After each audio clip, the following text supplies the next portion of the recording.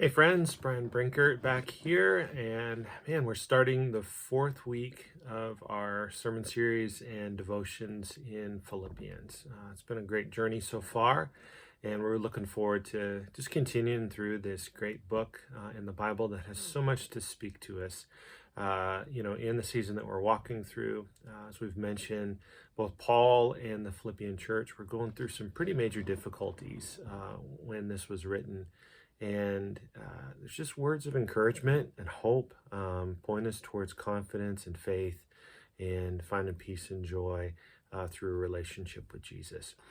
So this week we're going to dive into another section of Philippians 1, and I'll read from verses 20 to 26 today. Paul writes this: I eagerly expect and hope that I will in no way be ashamed, but will have sufficient courage so that now, as always, Christ will be exalted in my body, whether by life or by death. For to me, to live is Christ, and to die is gain. If I'm to go on living in the body, this will mean fruitful labor for me. Yet what will I choose? I do not know. I'm torn between the two. I desire to depart and be with Christ, which is better by far. But it's more necessary for you that I remain in the body. And convinced in this, I know that I will remain, and I will continue with all of you for your progress and joy in the faith, so that through my being with you again, your joy in Christ Jesus will overflow on account of me. So today we're going to focus in on the first couple verses there, verses 21 and 20 and 21, where Paul talks about having this expectancy and hope that he'll not be ashamed, that no matter what happens, he's going to be focused on honoring Christ with his life and all of that. And so today's passage gives insights on the ways that Paul lived with eternity in view. And so I want to ask you this, what ways do you have an eternal perspective? In what ways maybe do you find yourself focused more on earthly things like power and success, or, financial security, or even pleasure?